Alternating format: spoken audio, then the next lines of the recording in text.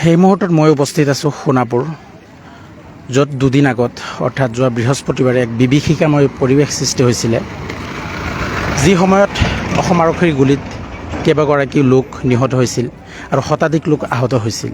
আজি সেই গাঁওখনৰ মাজত মই উপস্থিত আছোঁ। সপোনৰ গাঁওখন এৰি এই গাঁৱৰ মানুহখিনি আজি চিৰদিনৰ বাবে বেলেগ এক আন ঠাইলৈ গুচি গৈ আছে। হয়, আপোনালোকে চাবলৈ পাইছে এই অৱস্থাটো কেনেকুৱা। এই মানুহৰ মাজত মই উপস্থিত আছোঁ। এই গাঁওখন আজিৰ তাৰিখত সম্পূৰ্ণ নিমাময় এটা পৰিৱেশ হৈছে। আজিৰ পৰা দুদিন আগলৈকে গোটেই গাঁওখনত মানুহ আছিল। আজি এই গাঁওখন সম্পূৰ্ণভাৱে শেষ হৈ সম্পূৰ্ণভাৱে জনশূন্য হৈ পৰিছে আৰু এই গোটেই মানুহখিনি চিৰদিনৰ বাবে এই অঞ্চলৰ পৰা গুচি গৈ আছে। কোনে ক'ত গৈছে কোনেও নাজানে। হয়তো আত্মীয় স্বজন য'ত যেনেকৈ যোনে যাব পাৰিছে গুচি গৈছে। আজি দুই এজন মানুহৰ পৰা তেওঁলোকৰ মনৰ যি ভাৱ, সেই কথাখিনি জানিব চেষ্টা কৰিম। আপোনালোকে চাবলৈ পাইছে, দুই এজনৰ পৰা মই তেওঁলোকৰ মন্তব্য ল'বলৈ চেষ্টা কৰিম যে আপোনালোকে যে আমাৰ এই গাঁওখনৰ পৰা গুচি গৈ আছে, এই গাঁওখনৰ পৰা আপোনালোকে যাব ক'ত? আপোনালোকে ইয়াৰ পৰা হঠাৎ গাঁওখন এৰি যাবলৈ হৈ আছে, আপোনালোকৰ অনুভৱটো কেনেকুৱা? আপোনালোকে কি ক'ব বিচাৰে? নিশ্চয় আমাৰ কেনেকৈ অনুভৱ হৈছে নিশ্চয় আপোনালোকে গম পাই আছে। আজি ইমান বছৰ ইয়াতে থাকিলোঁ, মাটি বাৰী কিনি ল'লোঁ, তাৰপিছত আজি কেইদিন আগতে উচ্ছেদ কৰি দিছে। এতিয়া চৰকাৰে নিয়মটো মানিবই লাগিব নিশ্চয়কৈ, যিহেতু ট্ৰাইবেল এৰিয়াত আছোঁ। ট্ৰাইবেল এৰিয়াত আমাৰ কোনো অধিকাৰ নাই, সেইকাৰণে আমাৰ যাবলগীয়া হৈছে। কিন্তু আমি চৰকাৰৰ ওচৰত এটা আপিল কৰিব বিচাৰি আছোঁ। নিশ্চয় আমি ভাৰতৰ নাগৰিক আৰু ভাৰতৰ নাগৰিকত্ব আমাৰ আছে, সেইখিনি ডকুমেণ্টছো আমাৰ আছে। আৰু ভাৰতৰ নাগৰিক হিচাপে আমি যিখিনি ন্যায় ব্যৱস্থা পাব লাগে সেইখিনি ব্যৱস্থা যেনে চৰকাৰে আমাক কৰি দিয়ে, সেইখিনি আমি চৰকাৰত আপিল কৰিলোঁ। এতিয়া আপোনালোকৰ অনুভৱটো কেনেকুৱা হৈ আছে? যিহেতু আপুনি এই জেগাতে আপুনি জন্মগ্ৰহণ কৰিছে, আপোনাৰ পৰিয়াল আছে আৰু হয়তো 40-50 বছৰ এই অঞ্চলতে অৰ্থাৎ এই গাঁওখনতে আপুনি থাকিলে, আজি হঠাৎ গাঁওখন এৰি আপোনাৰ যাবলগীয়া হৈ আছে, কেনেকুৱা আপোনাৰ অনুভৱ? অনুভৱটোতো বহুত বেয়া লাগি আছে।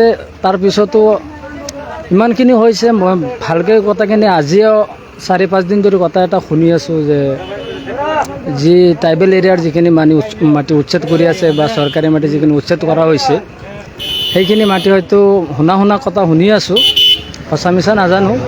সেইখিনি ষ্টাৰ চিমেণ্টত হয়তো চৰকাৰে দিব পৰা কিবা এটা আলোচনা শুনিছোঁ, মাটিখিনি ষ্টাৰ চিমেণ্টত দি দিব বুলি।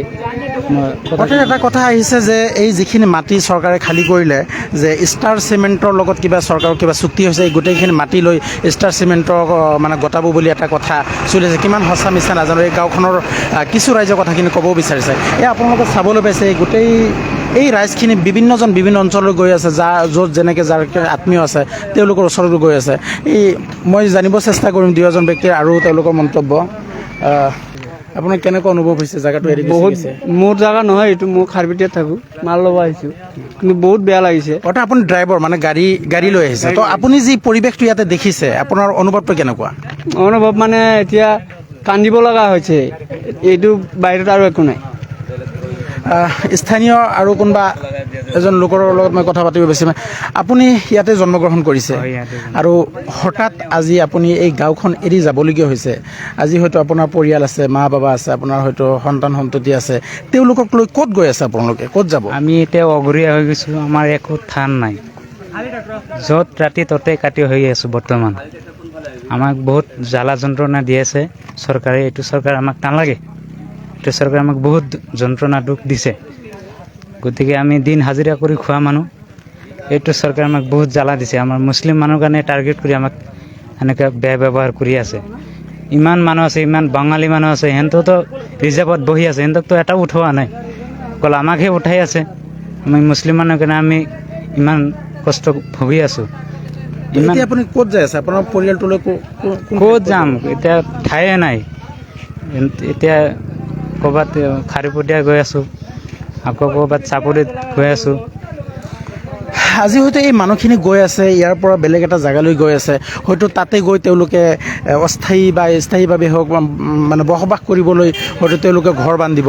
তেতিয়া ৰাতিটোৰ ভিতৰতে এখন জেগা আৰু হঠাৎ সংবাদ মাধ্যমৰ শিৰোনামা দখল কৰিব, ৰাতিটোৰ ভিতৰতে ইয়াত আহি সন্দেহযুক্ত নাগৰিক আহি ভৰি পৰিছে, এনেধৰণৰ বাতৰি প্ৰকাশ পাব যে আজি হয়তো এওঁলোকে স্থানীয় এওঁলোকৰ নাগৰিক, এওঁলোকে ভাৰতবৰ্ষৰ নাগৰিক, এওঁলোকৰ টকাৰে এওঁলোকৰ টেক্স দি আজি চৰকাৰখন চলি আছে। আমাৰ এইখন দেশৰ অৰ্থনীতি এওঁলোকৰ যথেষ্ট অৱদান আছে। আজি হয়তো এওঁলোকে ইয়াৰ পৰা গৈ কোনোবা এটা ঠাইত গৈ নিজৰ প্ৰজাটো জোপৰা প্ৰজাটো বনাব আৰু তাৰ পিছদিনা ৰাতিপুৱাতে হয়তো শিৰোনামা দখল কৰিব সংবাদ মাধ্যমৰ বাতৰি কাকতত যে ৰাতিটোৰ ভিতৰতে সন্দেহজনক ব্যক্তি আহি ৰাতিটোৰ ভিতৰতে ইয়াত ভৰি পৰিছে। চাচা, আপোনাৰ ঘর ভাঙিছে, আপনার অনুভব কি? আপনার কাছে কিরকম লাগতেছে? আমার কিন্তু খারাপই লাগতেছে বাবা।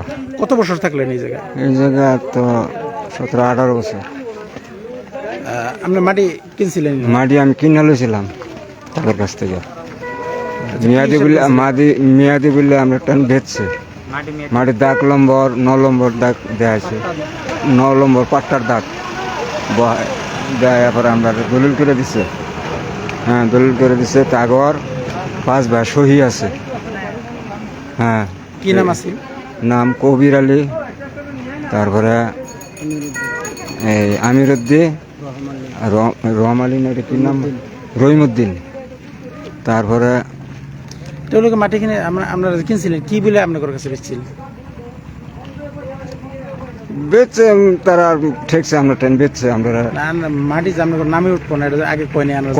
কয় নাই।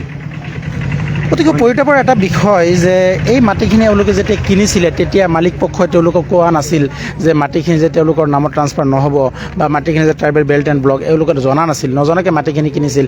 আজি হঠাৎ তেওঁলোকে উচ্চাৰিত হ'ব লগা হৈ আছে। তো এই কথাখিনি আপোনাৰ কি ক'ব বিচাৰে, যিহেতুকে আপোনালোকে মাটিখিনি কিনিছিলে, কিনাৰ পিছত আজি যিহেতু হঠাৎকৈ আপুনি এৰি যাবলগীয়া হৈ আছে, তো বহুত টকাৰ আপোনালোকে বহুত পৰিশ্ৰমৰ টকাৰ মাটিখিনি কিনিছিলে তেওঁলোকৰ পৰা। মই এইটো বিষয়ে ক'ব বিচাৰিছোঁ, ধৰক আমিতো ইয়াতে এনেই অহা নাছিলোঁ। আমি আহিছোঁ, আমাক মাটি আনিছে, মাটি আছে, তোমালোকে আহা, ইমান টকাত পাবা আৰু মাটি মেদি মাটি। কিন্তু আমিও নাজানো যে মাটিটো ট্ৰাইবেল বেল্ট এণ্ড ব্লকৰ হয় বা এইটো মাটি যে আমাৰ নামত ট্ৰেন্সফাৰ নহ'ব, এইখিনি বিষয়ে আমিও নাজানো। আৰু যিসকলৰ পৰা আমি মাটিখিনি কিনিছিলোঁ তেখেতসকলেও আমাক কোৱা নাছিল যে তোমালোকৰ এইটো মাটি তোমালোকৰ পাট্টা নহ'ব। এতিয়া আজি পটককৈ যেতিয়া গম পালোঁ যে এইটো ট্ৰাইবেল এৰিয়াৰ মাটি আৰু এইটো এৰিয়াত আমাৰ কোনো মানে ওজৰ আপত্তি নাই, আমাৰ যাবই লাগিব। এতিয়া আমি এটা কথা চৰকাৰক আৰু আইনী ব্যৱস্থা ন্যায়াধী মণ্ডলক ক'ব বিচাৰি আছোঁ যে আমি মাটিখিনি যে কিনি ল'লোঁ আৰু তেখেতসকলে যে মাটিখিনি বিক্ৰী কৰি জানি বুজি বিক্ৰী কৰিছে, নিশ্চয় সিহঁতে সব কিছু জানি বুজি বিক্ৰী কৰিছে যে এইখিনি মাটি যে আমাৰ নামত ট্ৰেন্সফাৰ নহয়, তেখেতসকলে নিশ্চয় জানি বুজি যে আমাক ঠগিলে। এই ঠগাৰ বিষয়ে আমি চৰকাৰৰ ওচৰত আৰু ন্যায়াধী মণ্ডলৰ ওচৰত মানে আবেদন কৰিছোঁ, এইটো ন্যায় ব্যৱস্থা আমাক দিব লাগে। নিশ্চিতভাৱে ইয়াতে এটা ডাঙৰ কথা হৈছে যে বহু মানুহে তেওঁলোকে বুজি পোৱা নাছিল আচলতে ট্ৰাইবেল বেল্ট এণ্ড ব্লক কি, আৰু সেই সময়ত আজিৰ পৰা 20 বছৰমান আগত, 30 বছৰ আগত এই কথাটো চৰ্চাটো নাছিল। তেওঁলোকে হঠাৎ মাটি আহিছে, মেদি মাটি বুলি দেখা পাই তেওঁলোকে কিনিছে, কিনি আজি বসতি স্থাপন কৰিছে, 30-40 বছৰীয়া সপোন ঘৰখন বনাইছে। আজি হঠাৎ এই ঘৰখন এৰি যেতিয়া যাবলগীয়া হৈছে, তেওঁলোকৰ মনৰ যি বেদনা, তেওঁলোকৰ মনৰ যি অৱস্থা, আমি হয়তো ভাষাৰে প্ৰকাশ কৰিব নোৱাৰোঁ, ক'ব বিচৰা নাই। এখেতে অতিকে আৱেগিক হৈ আছে, গতিকে কথা ক'ব পৰা অৱস্থাত তেওঁলোক নাই। এই চাবলৈ পাইছে গোটেই পৰিৱেশটো আপোনালোকে চাবলৈ পাইছে। এই বস্তু ঘৰ বাৰ এই গোটেই বস্তুখিনি তেওঁলোকে লৈ কোনোবা হয়তো খাৰুপেটীয়াত, কোনোবা বেলেগ বেলেগ জিলালৈ গৈ আছে। এই কেমেৰা পাৰ্চন মই অনুৰোধ কৰিছোঁ বৈ বস্তুখিনি দেখুৱাবলৈ অনুৰোধ কৰিছোঁ মই। এও চাওক, আজি গোটেই দিনটো এই গাঁওখন মোটামুটিভাৱে খালী হৈ পৰিছে আৰু নিমাওময় এক পৰিৱেশ সৃষ্টি হৈছে। আৰু এই গোটেই মানুহখিনি আজি ৰাতিৰ ভিতৰত হয়তো কোনে ক'ত কেনেকৈ যাব পাৰিছে তেওঁলোকেহে জানে, আমি ক'ব নোৱাৰিম। তো আপোনালোকে চাবলৈ পালে ইয়াৰ পৰিৱেশ, মানুহখিনিয়ে কথা মুখৰে ক'ব পৰা পৰিৱেশত তেওঁলোকে নাই। তেওঁলোকৰ মনৰ যি বেদনা আৱেগিক হৈ আছে। এতিয়া লক্ষণীয় বিষয়টো হ'ব এই মানুহখিনি য'ত যাই আছে হয়তো কোনোবা বেলেগ এটা ডিষ্ট্ৰিক্টলৈ, বেলেগ এটা অঞ্চললৈ যাব। যোৱাৰ পিছত যেতিয়া তেওঁলোকে অস্থায়ীভাৱে নিজৰ ঝুপুৰি বা নিজৰ থকাৰ কাৰণে যেতিয়া তেওঁলোকে তাম্বুটো টনাব, ৰাতিটোৰ ভিতৰতে সন্দেহজনক ব্যক্তি আহি ভৰি পৰিছে। এনেধৰণৰ কিছু কথা, এনেধৰণৰ কিছু নিউজ আমি সংবাদ মাধ্যম প্ৰত্যক্ষ নিশ্চয় কৰিবলৈ পাম। তো লাষ্ট এটা কথা জানিব বিচাৰিম যে আপোনাৰ পৰিয়ালত কেইজন মানুহ আছিলে? আমি পৰিয়ালত টোটেল 9জন আছিলোঁ, ভাই ককাই লৈ টোটেল ফেমিলি 9জন আছিলোঁ। এতিয়া কিছুমানে গৈছে এইফালে মানে এতিয়া মানে থকাৰ জেগাই নাই, ইমান পৰিস্থিতি হৈছে। আৰু এটা মেইন কথা হ'ল মাটিটো আমি কিনি লৈছিলোঁ, কিনি লৈ পেলাই যেতিয়া চাৰ্কলৰ পিছত গৈছোঁ, যোৱাৰ পিছত সিহঁতে ষ্টাম্প চহী মাৰিছে, আৰু কিবা কিবি কৰিছে, কৰি কিনে আমাক পূৰা পকা দলিলটো দিছে। দিয়াৰ পিছত আমাৰ ঘৰ বাৰীটো কিয় ভাঙিছে, এইটোৱে মেইন প্ৰব্লেম। সিহঁতে অকল আমাৰ মুছলিম মানুহ বুলি সিহঁতে টাৰ্গেট কৰি লৈছে। আৰু এটা কথা হ'ল, আমি যে মাটিবিলাক কিনি লৈছোঁ, যে দালালবিলাক বিক্ৰী কৰিছে, সিহঁতে সেই দালালবিলাকৰ ওপৰত উচিত তদন্ত ল'ব লাগে। দালালৰ নাম জানে নেকি আপুনি? দালাল নাম কিয় নাম নাজানিম? নামকেইটা কওক। এটা হ'ল ৰফিকুদ্দিন, সি মাটি বিক্ৰী কৰি গ'ল, ক'ত গুচি গ'ল আমি নিজে নাজানো, সেই পাত্তাই পোৱা নাই এতিয়া। নাই, আমি যাৰ পৰা কিনিছোঁ তাৰ নামহে ক'ম, বেলেগৰ নাম কিয় ক'ম? নাই, বেলেগৰ নাম একো নাজানো, যাৰ পৰা কিনিছোঁ তাৰ নাম কৈ আছোঁ। আৰু এটা কথা হ'ল, আমি যে মাটিটো কিনি লৈছোঁ, কিনি লোৱাৰ পিছতো আমি যে পকা দলিল কৰি লৈছোঁ, এইটোতো হেৰি কৰিব নালাগিছিল, চাৰ্কল অফিচৰ পৰাতো এইটো চহীটো কৰিব নালাগিছিল। আৰু এটা মেইন কথা হ'ল, আমিতো মাটিটো কিনি লৈছোঁ, এই কিনি লোৱাৰ পিছতহে আমি এই চাৰ্কল অফিচৰ পৰা খাজনা দি আছোঁ, আৰু সিহঁতে চহী কৰি আমাৰ দলিলটো দিছে। পকা দলিল থকা অৱস্থাটো এতিয়া কৈ আছে ট্ৰাইবেল বেল্ট আগতে কিয় কোৱা নাছিল, এতিয়া কিয় কৈ আছে বেল্ট বুলি মাতি আছে, পেকপেকাই আছে। আমি ইমান দুখ কষ্ট ভুগি আছোঁ, ইমান যন্ত্ৰণা ভুগি আছোঁ, বৰষুণ আহে, ৰ'দ আহে, ইমান গৰমত মানুহ থাকিব পাৰে নেকি? আমি গৰু ছাগলৰ দৰে ৰাস্তা ঘাটে ঘূৰি ফুৰি আছোঁ বৰ্তমান, ইমান আমাৰ কষ্ট দি আছে চৰকাৰে। গতিকে কথাৰ ল'লা হ'ল, আমাক এতিয়া ন্যায় দিব লাগে।